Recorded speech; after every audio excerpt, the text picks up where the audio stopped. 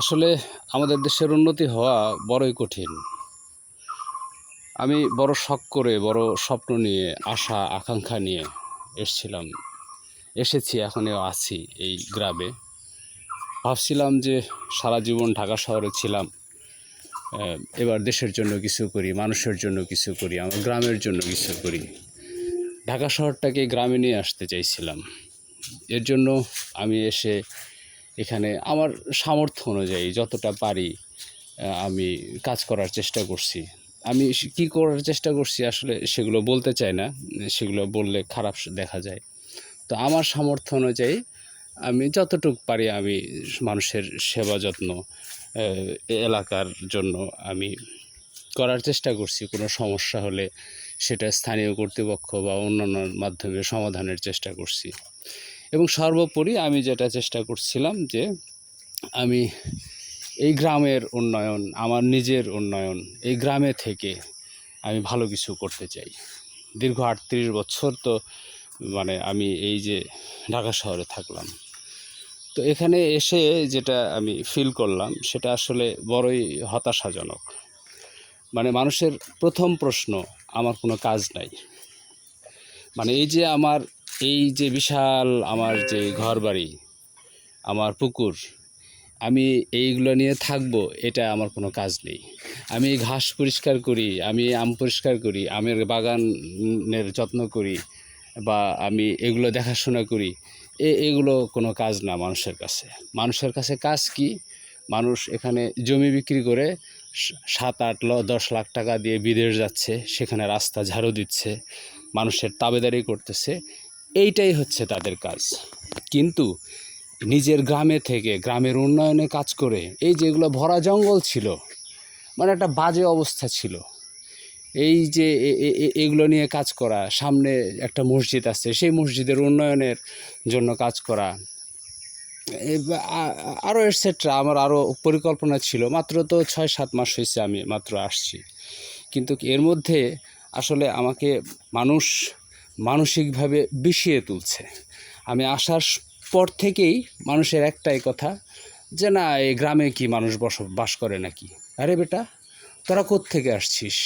এই গ্রাম থেকেই তো তোরা ঢাকা শহরে গেছিস, তাবেদারি করতেছিস, মানুষের গোলামি করতেছিস। এই যে ৭-৮ লাখ টাকা দিয়ে তোরা যে বিদেশে যাস, বিদেশের এই যে গোলামি করস, তোরা তো এইখানে থেকে ভালো কিছু করতে পারিস। এই ৭-৮ লাখ টাকা দিয়ে তোরা এইখানে যদি পরিশ্রম করস, এই দেশে থেকে যদি তুই পরিশ্রম করস, তাহলে তোরা অনেক কয় টাকা ইনকাম করিস বিদেশে যেয়ে দেয়া? কেউ তো, আমার তো মনে হয় না ৫০-৬০ হাজার টাকার বেশি ইনকাম করতে পারে না। আমার ভিউয়ার্স যারা আছেন, যারা আমারকে দেখছেন, তারাই বলেন যে আসলে ৭-৮ লাখ টাকা দিয়ে মাসে ১ লক্ষ বা ৫০ হাজার টাকা ইনকাম করা কি এটা খুব বড় কোনো বিষয়? কোনো বড় বিষয় না। একটু বুদ্ধি খাটিয়ে মাথা পরিশ্রম করলেই সম্ভব।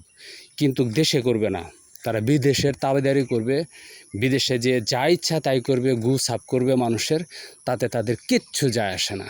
কিন্তু এই দেশের নিজের গ্রামে থেকে গ্রামের উন্নয়নে কাজ করবে না। এই হচ্ছে আমাদের দেশের পরিস্থিতি।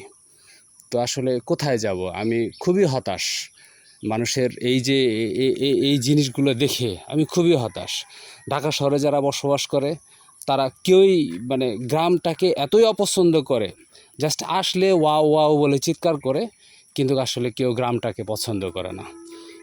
তো যাই হোক, আমি জানি না কতক্ষণ টিকতে পারবো বা কত করতে পারবো, কিন্তু মানুষের কথাবার্তায় খুবই হতাশ। কেউ আমাকে এখানে জিজ্ঞাসা করবে না যে আমি খাইছি কি না, আমার কোনো অসুবিধা আছে। প্রতিবেশী হিসেবে, মুসলমান হিসেবে তো এটা আসলে সুন্নত একজনকে জিজ্ঞাসা করা যে আমার ঠিক মতন, আমি যে এখানে একা বসবাস করতেছি, আমার খাওয়া পড়া কোনো অসুবিধা হচ্ছে কি না, সেই দিকে কোনো নজর নাই। তাদের নজর হচ্ছে আমি কি করতেছি, আমার কি হইলো না হইলো, এই যে একটা আমাকে চাকরি করতে হবে, সোজা কথা। আমি চাকরি করি আমি ভালো। এই যে নোংরা মানসিকতা, আমি খুবই খুবই খুবই ফেড আপ। আমি জানি না এর পরবর্তীতে এই ধরনের প্রশ্ন বা এই ধরনের কথা বললে তাকে আমি কিভাবে কন্ট্রোল করব, কিন্তু আমি খুবই হতাশ, আমি খুবই ফেড আপ, খুবই ফেড আপ। তো আমি আমার এই ভিডিওর মাধ্যমে যারা আমাকে দেখছেন, তাদেরকে আমি করজোড়ে অনুরোধ করছি যে আমি তো কারো কাছে সাহায্য চাচ্ছি না, আমি কাউকে বলতেছি না আমাকে 10টা টাকা দেন, আমার মতন আমি আছি। তাহলে আমি কি করলাম না করলাম কেউ যেন দয়া করে, উপকার তো করতে পারেন না, দয়া করে আমাকে মানসিকভাবে এই যে এই বিব্রত বোধ করবেন না। আমি কি করলাম সেটা আমার ব্যাপার। হ্যাঁ, যদি পারেন না কিছুই করতে হবে না, অন্ততপক্ষে আমাকে নিরুৎসাহিত করবেন না। এটাই আমার কথা। আর আমি আরেকটা জিনিস দেখেছি, অনলাইনে বা বিভিন্ন জায়গায় মানুষ অবৈধভাবে টাকা ইনকাম করতেছে, কোনো অবশ্যই নয়, ঘুষ খাইতেছে, খাইতেছে, মানে যা ইচ্ছা তাই করতেছে। আমি কথাগুলো বলতে চাই না, মানে অন্যায়ভাবে টাকা ইনকাম করে তুমি লাখ লাখ কোটি কোটি টাকা ইনকাম করো, কোনো সমস্যা নেই। হ্যাঁ, কিন্তু তুমি সৎভাবে সুন্দরভাবে বেঁচে থাকার জন্য তুমি যদি থাকো, তাহলে আর মানুষ তাহলে সেটাকে নিচ্ছে না, যে তাকে চাকরি করতে হবে, গোলাম হইতে হবে। তো গোলামির আমরা তো আসলে ব্রিটিশরা থেকে আরম্ভ করে আমরা তো আসলে 12 থাকে, আমি বলতে চাই না। তো এই 12টা মানে আরও নানান রকমের আমরা ফসল। তো এদেশের মানুষের উন্নতি, পৃথিবীতে একটা মাত্র জাতি আছে যে বাঙালি জাতি, যারা আমরা নিজেদেরকে গালি দিই যে বাঙালি জাতি ড্যাশ ড্যাশ ড্যাশ। পৃথিবীতে আর একটি দেশ কেউ খুঁজে পাবে না যে যারা নিজেদেরকে বলে যে পাকিস্তান অথবা ভারতীয়রা, তারা বলে যে ভারতীয়রা ড্যাশ ড্যাশ ড্যাশ, পাকিস্তানিরা ড্যাশ ড্যাশ ড্যাশ। শুধুমাত্র একটা জাতি বাঙালি যারা বলে যে এই জাতি ড্যাশ ড্যাশ ড্যাশ। সুতরাং প্লিজ নিজের জাতিসত্তা, নিজেকে সম্মান করতে শিখুন। ভালো কিছু, সৎ কিছু করতেছেন কিনা সেটাই বড় ব্যাপার।